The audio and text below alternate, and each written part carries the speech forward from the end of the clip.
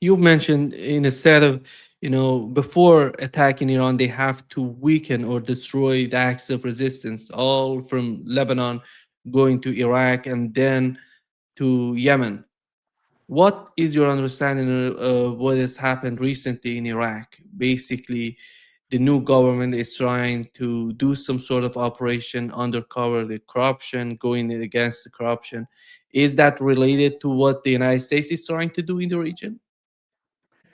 In Iraq, there is a similarity with Lebanon. The Lebanese say we don't want the Iranian to intervene in our domestic affairs, and the Iraqis are saying we don't want the Iranians to intervene in our domestic affairs. However, in Lebanon, the president, Joseph Aoun, was appointed by the Americans and the Saudis.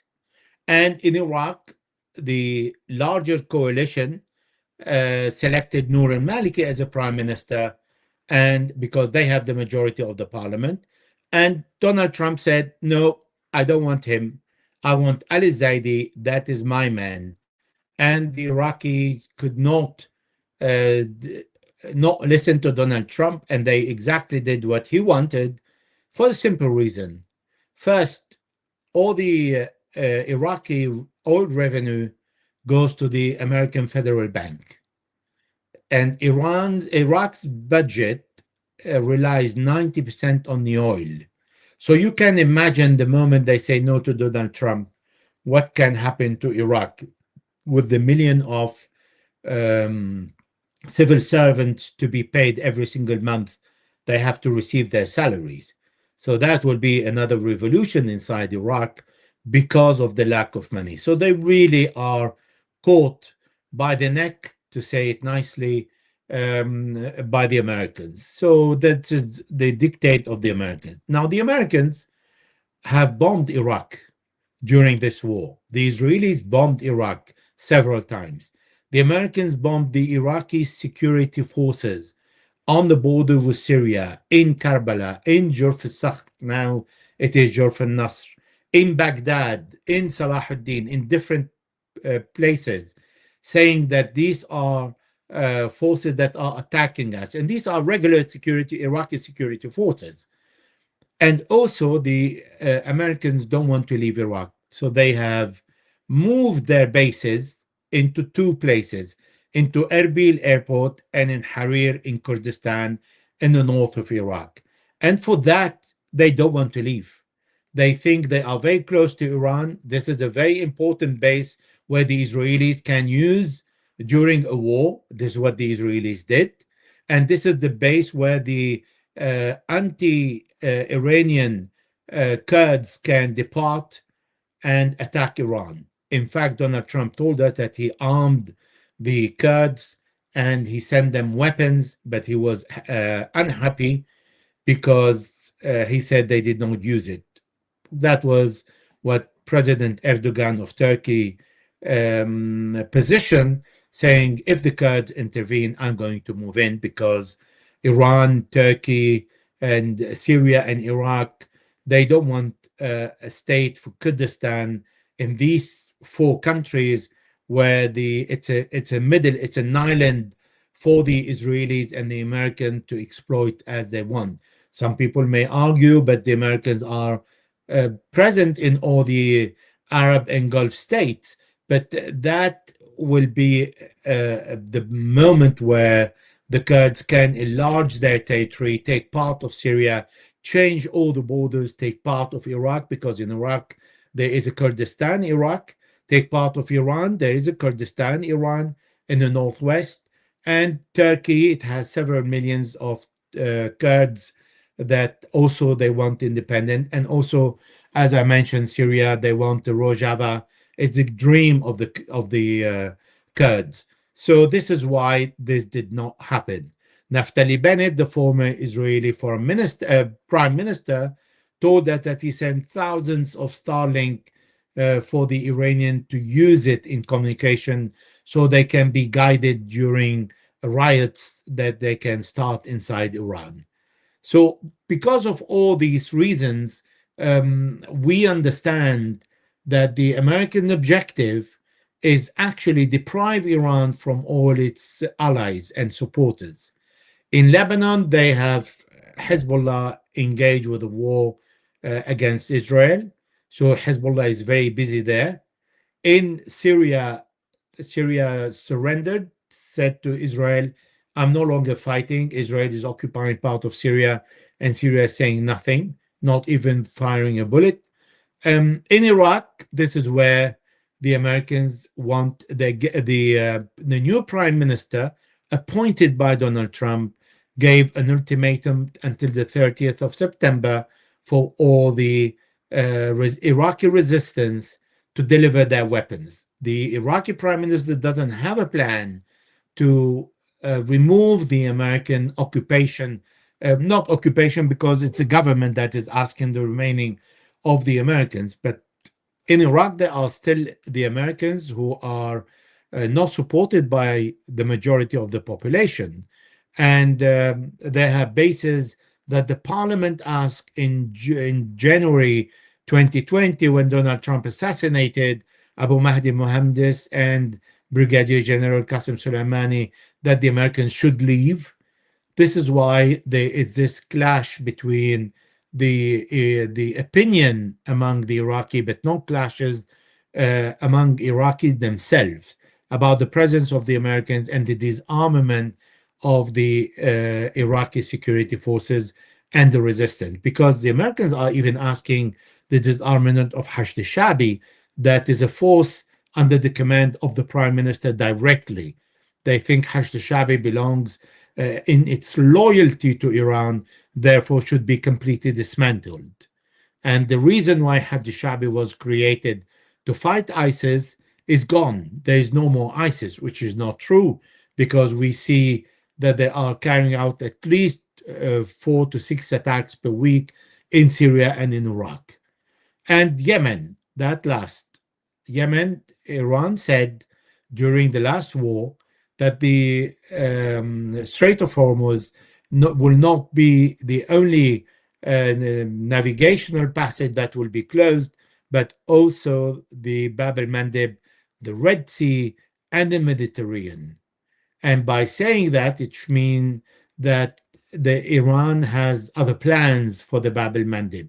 And for that, we have seen in the last days a movement of the pro-Saudi groups and pro-Emirati groups towards Sana'a, preparing for a war to engage against Ansarullah, that until today there are still sanctions imposed on Yemen, and Yemen is not using Bab el-Mandeb as a leverage like Iran to lift the sanction. And I think after the Strait of Hormuz, I think Yemen will move next and will say, if you do not lift the sanctions, then I am going to do exactly the same.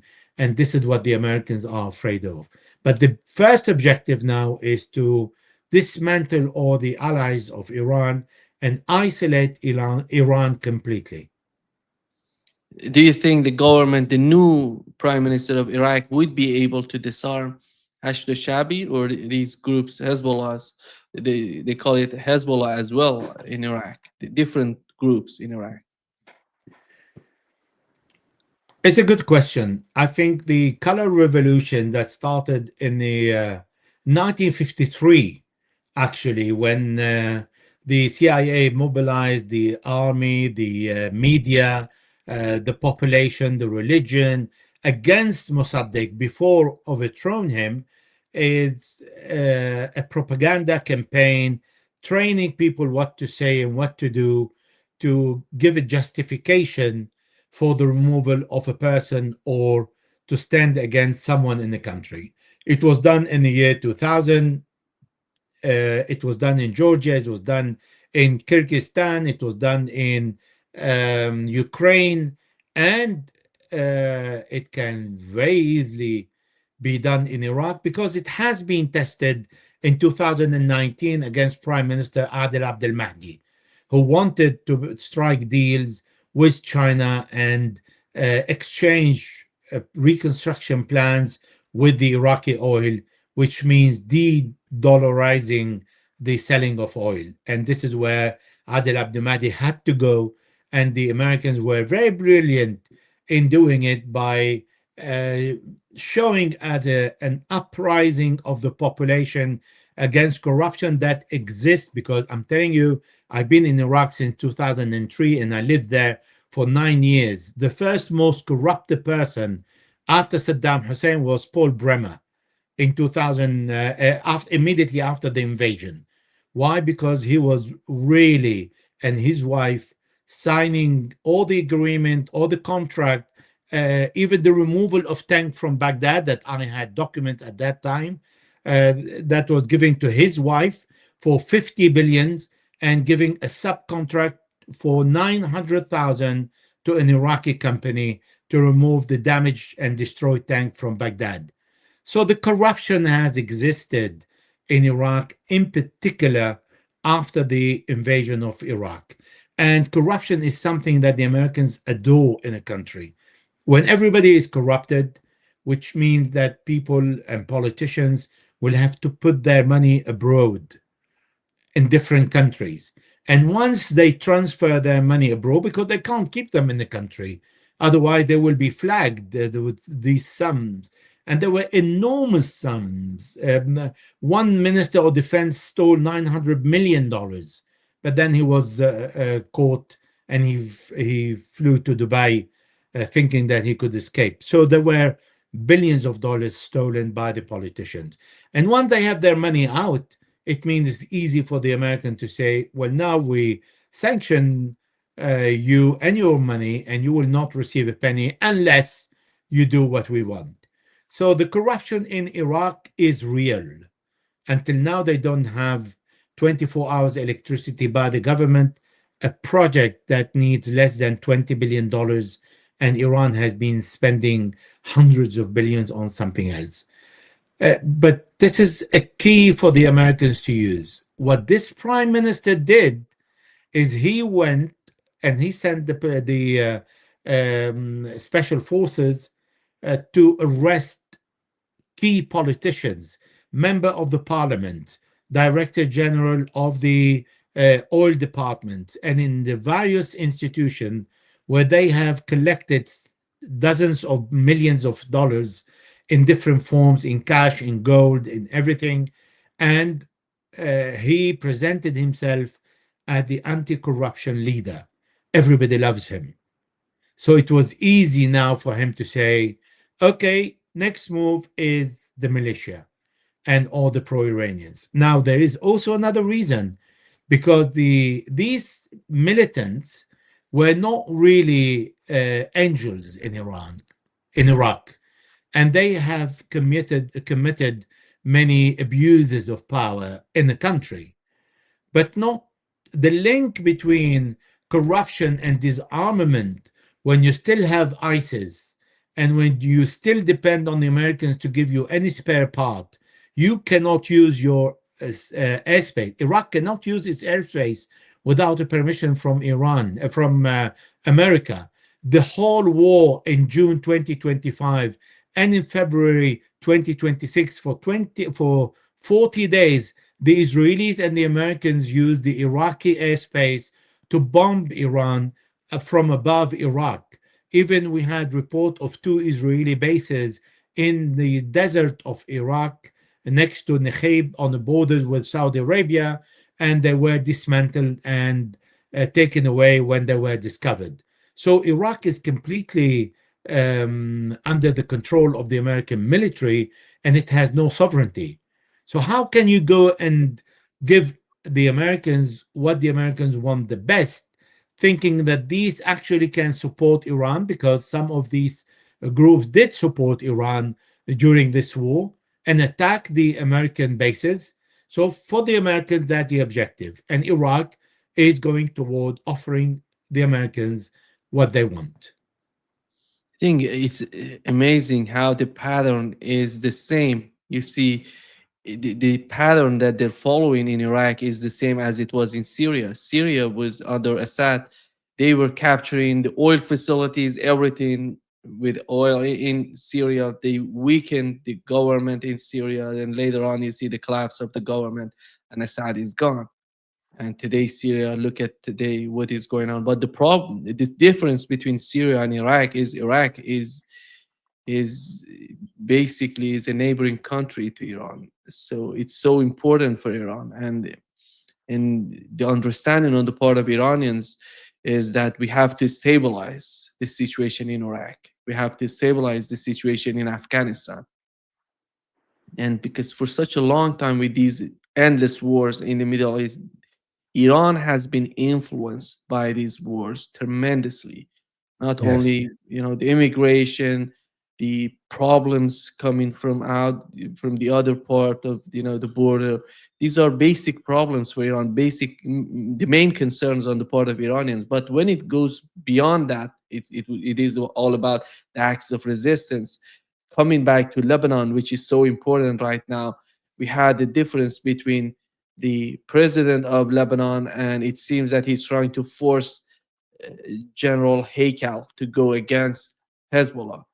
Is there? How do you understand the differences that are coming to the government in Lebanon? Is not related to Hezbollah because president, it seems that he's forcing the army, which is basically, if I'm not mistaken, 50% or something like that, Shia, to go against Hezbollah. Um, well, for the first point, you're right. There are 1,599 kilometers between Iraq and Iran. And for Iran, it cannot compromise on having Iraq under another Shia Saddam Hussein who can think about how to attack Iran, or even worse, allow the Americans, as the Gulf country did, to attack Iran from Iraq. And this long border is not easy to protect. We're talking about really nearly 1,600 kilometers, so it's 900 and something miles. For Lebanon, there is a statistic in the army that the majority in the army are not Shia. The statistic says, according to a person I know in Lebanon who gave it to me and who's a Shia, is he said is around 26%.